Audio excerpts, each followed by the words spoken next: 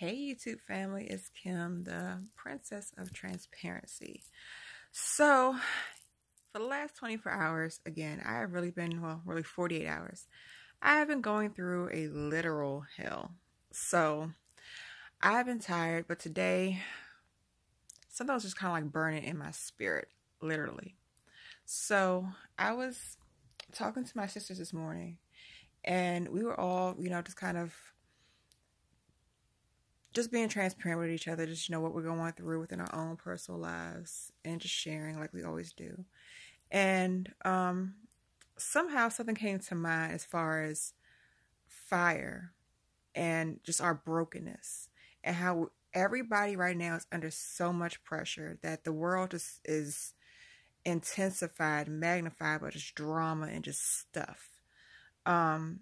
And even at this weekend, when I went to the amazing Shamika Dean's workshop, the Ultimate Wife's Boot Camp, my prophetic word was just to rest, because I've been doing a whole lot of something that's equal to a whole lot of nothing.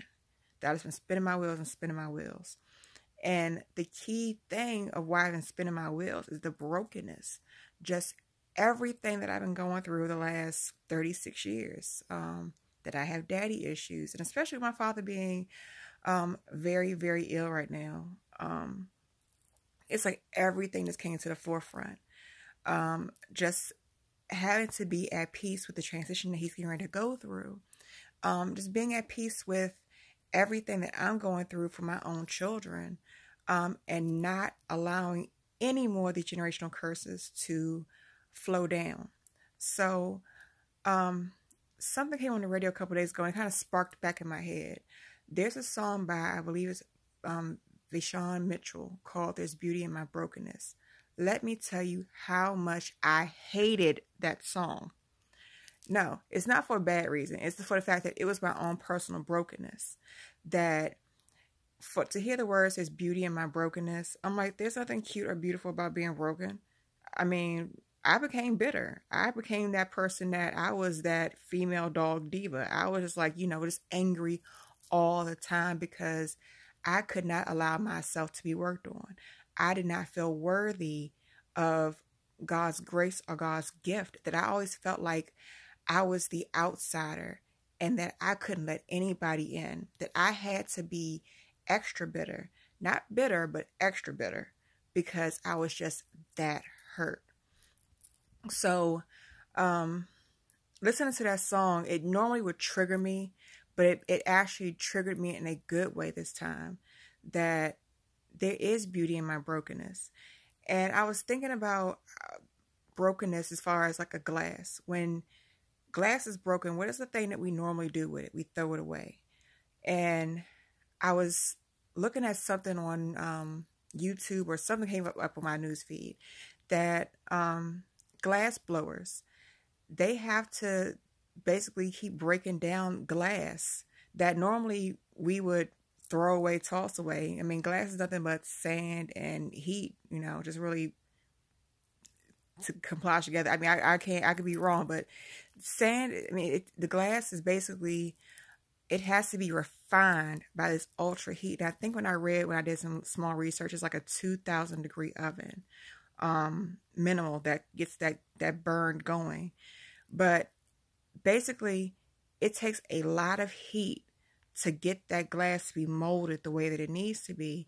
And I had to think about in my own brokenness that I'm basically broken glass. My life as I've known it has been completely shattered. And at this point now, with me going through this transition for my own stuff from my father, I'm watching this brokenness come back. But now that I have God, the ultimate glass blower in my life, I'm seeing how things can be so much different. That I have to allow for him to pick up all this broken glass that is multicolored, multidimensional, and blend it back together to something that is more beautiful. That even with all the mess and shattered pieces and shards and things that I know personally I cannot glue back together. It's like gluing a coffee mug back together. You're still going to see those scars and those ridges and the ridges in the glue and all that extra stuff. But when you allow God to put you into that ultimate fire, it blends beauty. So there really is beauty in your brokenness, because even when you look at glass, that glass from a coffee cup or even from a bottle, it's been refined in a fire for that's 2,000 degrees. But when you put fire back into it or intense heat, it doesn't melt.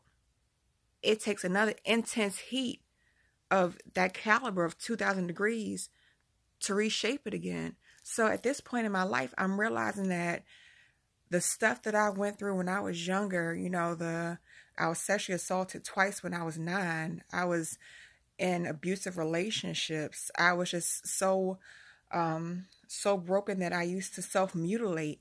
All those different things. And even throughout my adolescence, you know, I got a lot of tattoos. I have over 26 tattoos.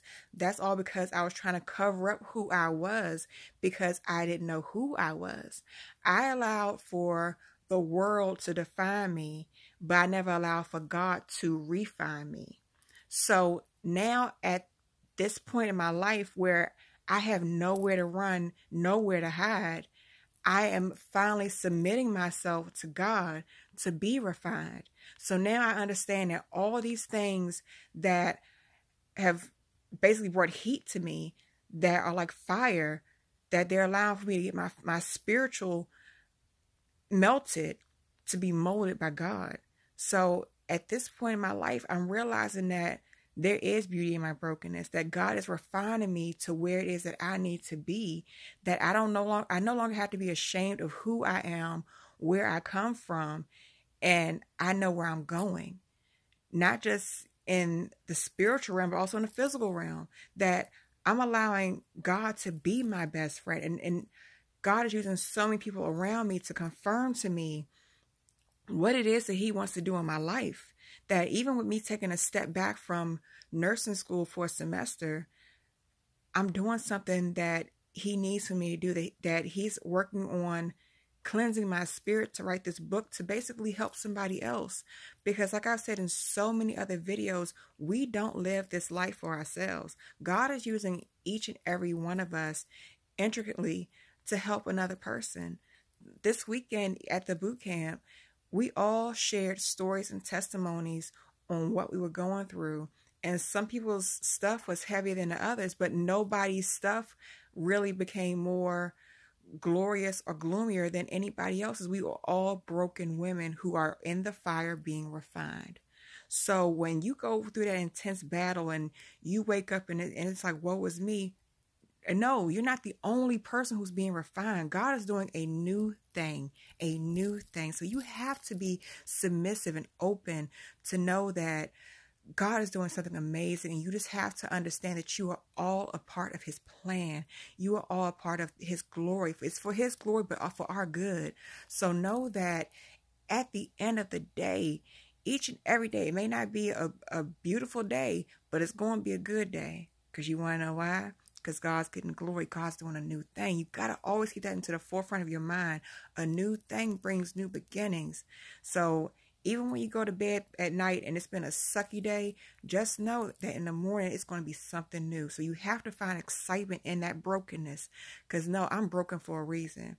And broken things can be fixed if you allow it to be fixed. So I'll wrap up, because trust me, I am sleepy, because I told God I need a nap before I go to give this word. God said, no, be obedient. So I said, I'm going to be obedient. I'm going to give this word, and I'm taking a nap. So to sum it all up, there is beauty in your brokenness. You just have to allow God to refine you, and that will define you. So know that I love you. I love you. I love you.